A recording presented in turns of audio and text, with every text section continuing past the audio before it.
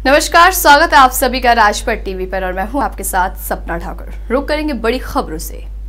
Cluster के माध्यम से ग्राम सचिवों का फेरबदल होने के बाद ग्राम सचिवों का भ्रष्टाचार करने का खेल शुरू हो गया। उत्तर प्रदेश के बहुचर्चित जनपद उन्नाव की विकास खंड मियागंज से खबर है, जहां ग्राम पंचायत अरेर कला के ग्राम सचिव शशांक यादव और ग्राम प्रधान के पति राम भरोसे ने अधिकारियों संग मिलकर हैंडपंप मरम्मत के नाम पर लाखों रुपए का भ्रष्टाचार कर डाला।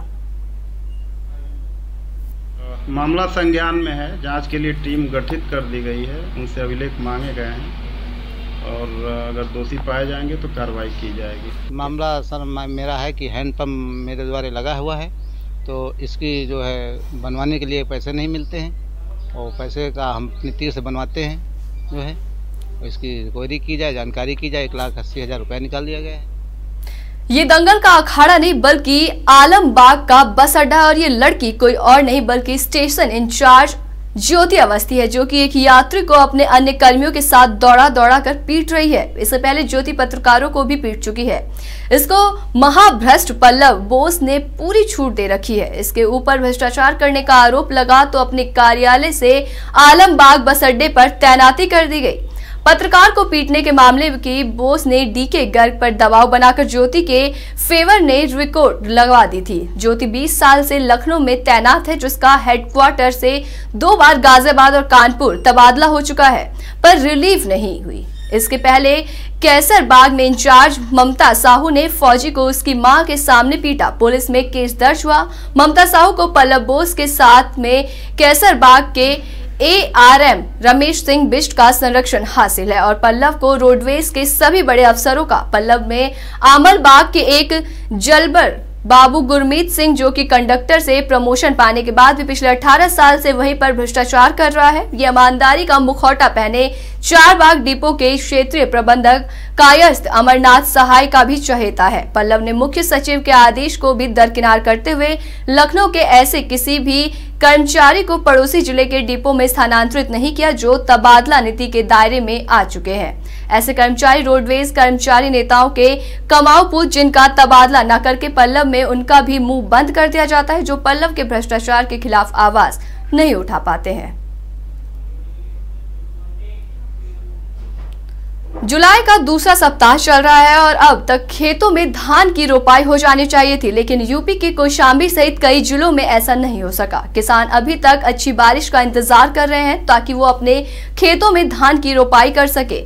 बता दें कि सावन में भी सूखे हैं खेत। अकाल की आशंका से किसान चिंतित है। जैसा कि सावन का महीना रिमझिम फुहारों के लिए जाना जाता है, चारों तरफ हरियाली का नजारा होता है।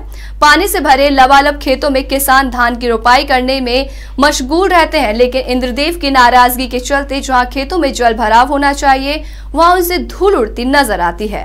हरियाली की जगह मई जून की तरह तेज धूल भरी खेतों में हवाएं चलती हैं। तो वही उनका कहना है कि अगर आलम यही रहा तो धान की रोपाई नहीं हो पाएगी, जिसके चलते उन्हें बड़ा नुकसान झेलना पड़ेगा। सारी समस्याएं हैं सर, हम भूखों मरने के कगार पे पहुंच रहे हैं। बारिश नहीं होगी तो हमारे जानवर भी भूखे मरेंगे, हम भी भूखे मरने के कगार पे पहुंच रहे हैं। यही सारी समस्या है। जो बीज डालते हैं वो भून जाता है, जैसे निकलता ही नहीं है। बीज का भी नुकसान हो जाता है जो डालते हैं।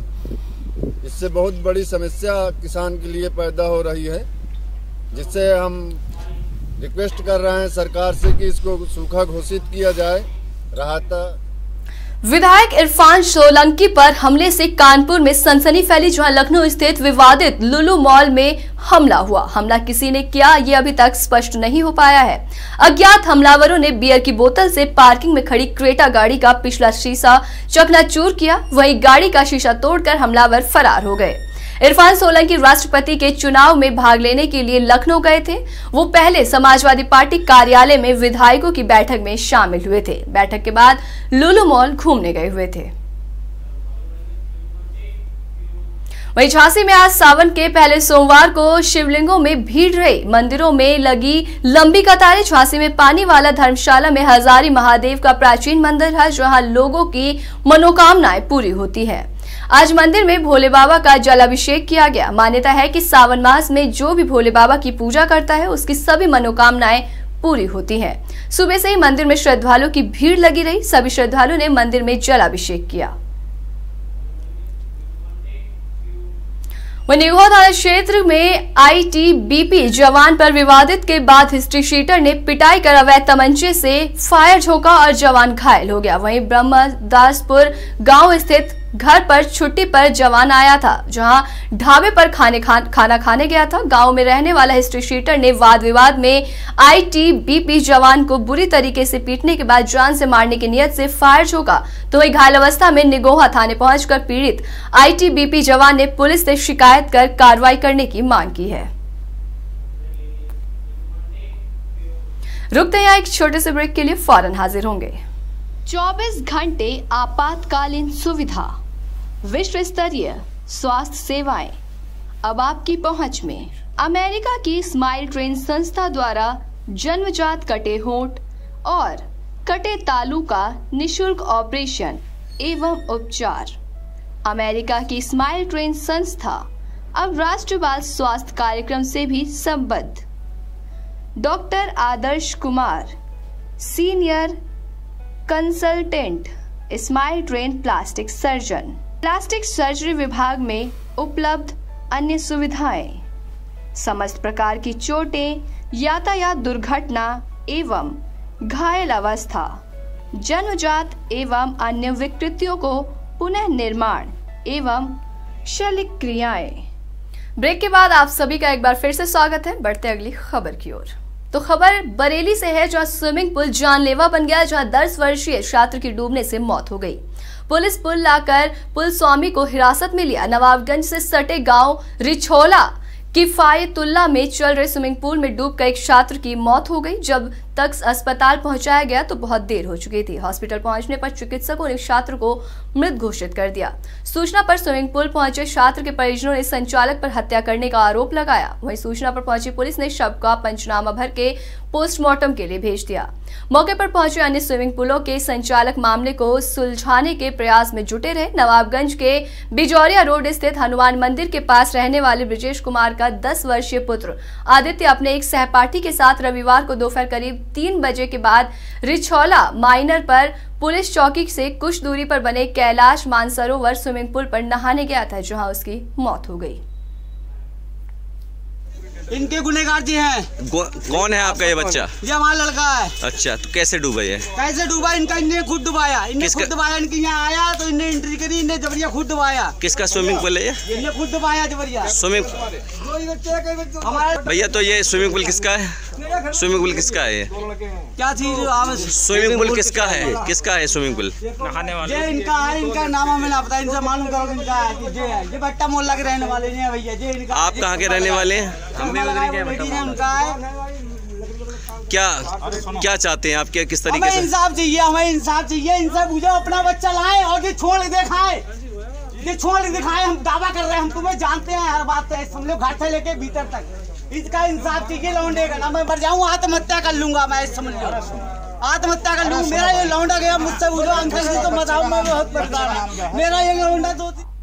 वही अगली खबर बांदा से है, जहां श्रावण मास के पहले सोमवार में शिव मंदिरों पर भक्तों का सैलाब उमड़ा पड़ा था। शहर के बामदेव मंदिर में सुबह से ही भक्तों का तांता लगा दिखा। भगवान शिव के दर्शन पूजन के लिए जलाभिषेक के लिए घंटों लाइन में भक्त लगे रहे।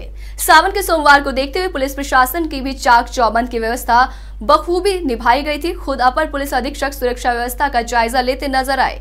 शिव मंदिरों में भगवान शिव के जयकारे भी लगे। तो ये अगली खबर उत्तर प्रदेश के जनपद अमरोहा से है, जहां सावन के पहले सोमवार में कांवड़ लेकर आ रहे बाइक सवार 2 कांवड़ियों को तेज रफ्तार रोडवेज बस ने रौंद दिया।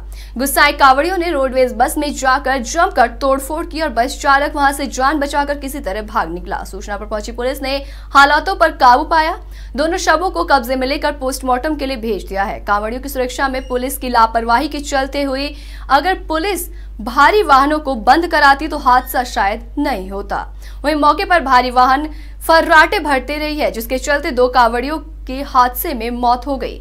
घटना पर उत्तर प्रदेश के मुख्यमंत्री योगी आदित्यनाथ ने गहरा शोक प्रकट किया। कौशाम्बी जिले के सराय अकिल थाना क्षेत्र के नंदा के पूरा गांव में अशोक निषाद अपनी पत्नी मोहिनी के साथ रहता है। अशोक ने अपनी पत्नी के नाम से सौभाग्य योजना के तहत बिजली का कनेक्शन 3 साल पहले लिया था। पिछले दिनों अशोक का 80,000 रुपए का बिल बचा हुआ था। तभी युवक अशोक अपना बिल देकर परेशान था। बिजली विभाग के अफसरों से शिकायत की, लेकिन किसी ने भी नहीं सुनी। वो एक के बाद दूसरे अफसरों के चक्कर काटता रहा, लेकिन उसकी सुनवाई नहीं हुई, जिससे कि वो काफी परेशान हो गया।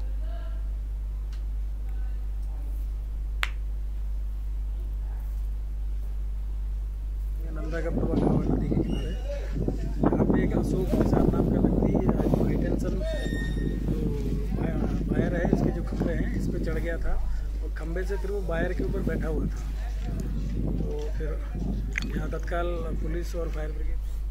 वही थाना पश्चिम शरीरा के जयंतीपुर निवासी मोहनलाल, जिनकी उम्र लगभग 75 साल है, जिन्हें दिखाई भी कम पड़ता है, शनिवार को अपने छोटे बेटे के साथ पहलवान के समर सेबल पर धान खींचने गए थे, जिसमें लड़के ने कहा आप घर जाओ, सिंचाई करके वापस आता हूं। आने के समय वो ये रास्ता भटक गया और रास्ते में जमीन के बराबर एक कुएं में गिर गया। सिंचाई करके बेटा जब घर नहीं आया तो पिताजी के बारे में पूछा गया, तब पता चला कि पिताजी अभी तक घर नहीं आए। काफी ढूंढने के बाद पिताजी का कोई अता पता नहीं चला। जब लड़के ने जाकर देखा तो थाने में गुमशुदगी की रिपोर्ट दर्ज करवाई गई। आज गांव के ही एक आदमी उधर जानवर चराने गया तो देखा कि कुएं में कोई पड़ा हुआ है। तब उसने गांव वालों को खबर दी। गांव वाले इकट्ठा होकर पुलिस को सूचना दी। पुलिस ने आकर जब डेड बॉडी निकाली तब पता चला कि ये डेड बॉडी मोहनलाल की थी। इसी तरीके की तमाम बड़ी खबरों के लिए देखते रहिए राजपट टीवी, सबसे पहले भारत।